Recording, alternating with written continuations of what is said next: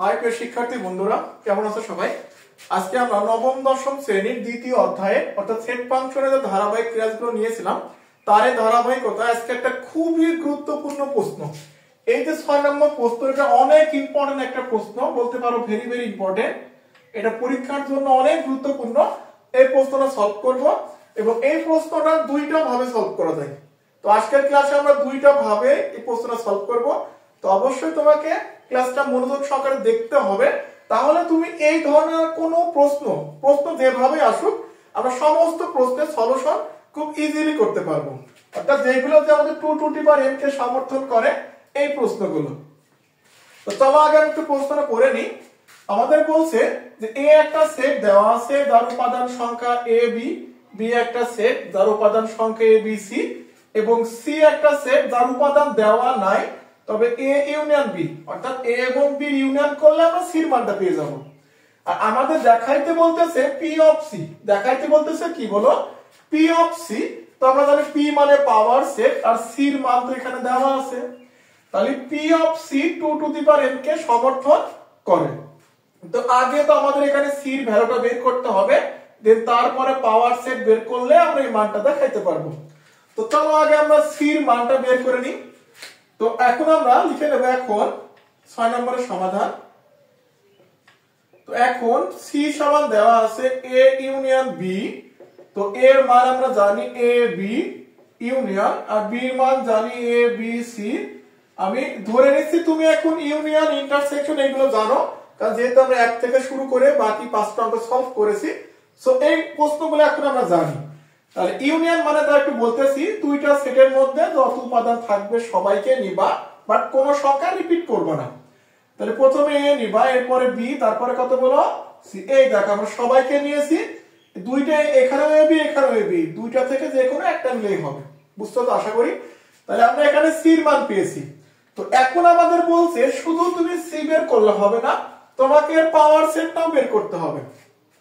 তো এখন প্রশ্ন হচ্ছে আমরা c এর পাওয়ার সেট কেমনে বের করব? তোমাকে মনে রাখতে হবে কোন কিছুর পাওয়ার সেট বের করার আগে তার উপসেটের মানটা বের করতে হয়। কোন কিছুর পাওয়ার সেট বের করার আগে কি করতে হয়?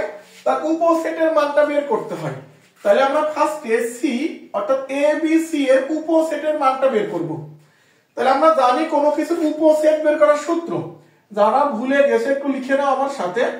আমরা উপসেট বের করার সূত্র জানি 2 টু দি পাওয়ার n। আমরা উপসেট বের করার সূত্র কি জানি বলো? 2 টু দি পাওয়ার n। তো n হচ্ছে আমাদের উপাদান সংখ্যা, nটা কি বলো? উপাদান সংখ্যা। অর্থাৎ এখানে 2 রাখলাম, n হচ্ছে উপাদান সংখ্যা। এখানে কয়টি উপাদান আছে বলো তো? উপাদান বা এলিমেন্ট 1 2 3। তাহলে 2 এর উপরে 3 বসাও, তো 2 3 বার গুণ করো, উত্তর আসবে কত? 8। 2 3 বার গুণ করলে উত্তর কত আসবে?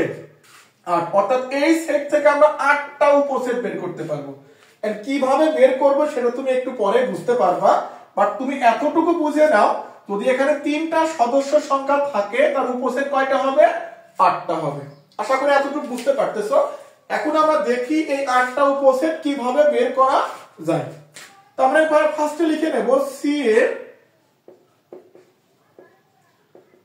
c এর উপসেট সমূহ।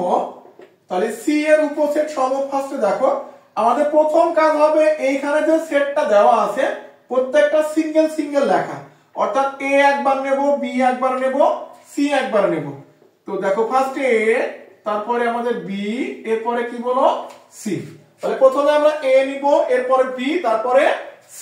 আমাদের সিঙ্গেল নেওয়া হয়ে গেছে।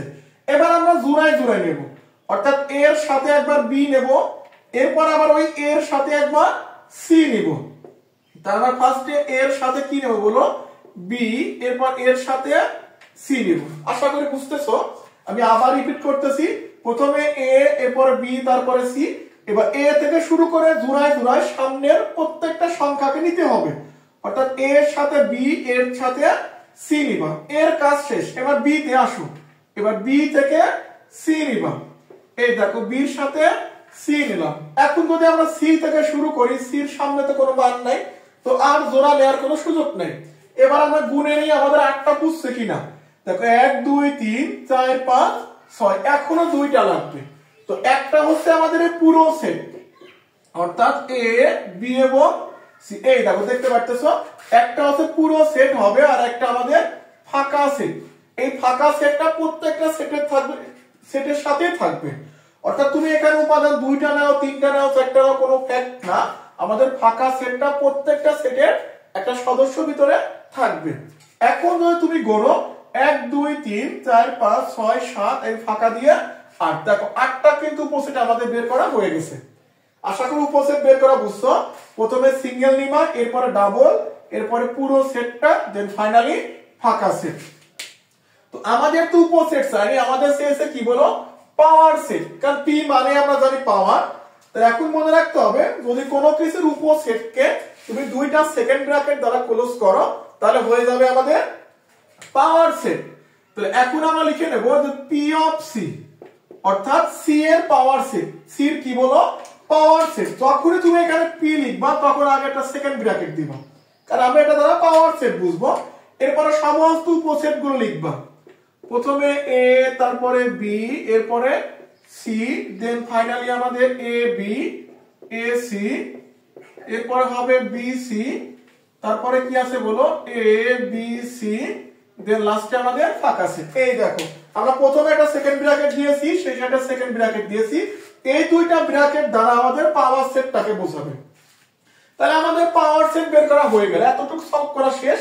এইবার প্রমাণ করতে হবে এই পাওয়ার সেটটা 2 টু দি পাওয়ার n কে সমর্থন করে। এইটাই হচ্ছে প্যাচ লাগানোর জায়গা। বাট এটা প্যাচ লাগানোর কিছু নাই, আমি এটা সহজ হয়ে শিখিয়ে দিচ্ছি, তুমি এইভাবে সলভ করবা। তুমি এখানে লিখবা যে পি অফ সি এর উপাদান সংখ্যা, এখানে লিখবা যে পি অফ সি এর উপাদান সংখ্যা। তাহলে এখন একটু বলো আমার সাথে যে এই যে আমরা এখানে পি অফ সি লিখেছি, এই পি অফ সি এর উপাদান সংখ্যা কয়টা পেয়েছি? ডেফিনেটলি 8টা পেয়েছি। এখানে গুণলে তুমি বুঝবা যে পি অফ সি এর মান মোট 8টা আছে। তো এখানে আমরা 8 লিখে দিলাম। এখন বলো এই 8 কে আমরা লিখতে পারি কত? 2 টু দি পাওয়ার 3। আমরা 8 কে কত লিখতে পারি? 2 টু দি পাওয়ার 3 লিখতে পারি। তোমার কোনো আপত্তি থাকার কথা না। এখন যদি এই 2 টাকে তুমি রেখে যদি এই 3টা দেখো, 3টা ভালো করে খেয়াল করো, এই 3টা কি সি সেটের সদস্য সংখ্যা না? দেখো এখানে 3টা হচ্ছে সি সেটের 3টা সদস্য সংখ্যা, অর্থাৎ এ বি এবং সি। আর আমরা সদস্য সংখ্যাকে বলছিলাম এন। বলো উপাদান বা সদস্য সংখ্যাকে কি দ্বারা প্রকাশ করি? এন দ্বারা প্রকাশ করি।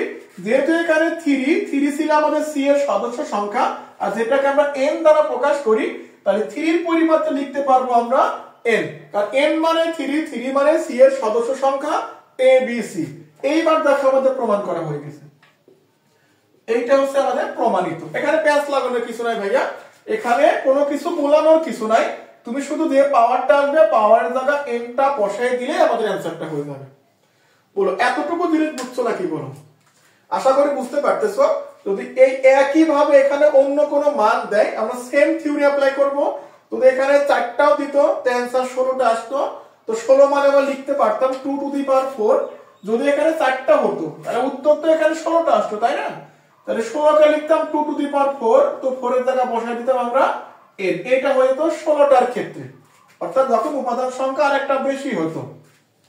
তো এইভাবে আমাদের 4টা আসুক আর 5টা আসুক বা 2টা দিক, আমরা প্রত্যেকটা প্রশ্ন সলভ করতে পারবো ইনশাআল্লাহ। তো আজকের ক্লাসটা এখানে শেষ করছি। যারা এতক্ষণ আমাদের সাথে ছিলেন ধন্যবাদ সবাইকে। আমরা পরবর্তী ক্লাসে 7 নম্বরের মতো মোস্ট ইম্পর্টেন্ট অঙ্ক, আমাদের 2.1 এর 6 নম্বর এবং 7 নম্বর, এই দুইটা প্রশ্ন কিন্তু অনেক গুরুত্বপূর্ণ। তো আজকে 6 নম্বর সলভ করলাম। আগামী ক্লাসে আমরা 7 নম্বরে যে 3টা প্রশ্ন দেওয়া আছে, স্পেশালি আমাদের ক এবং খ নম্বর, এই প্রত্যেকটা প্রশ্ন আমরা সলভ করব। ধন্যবাদ সবাইকে।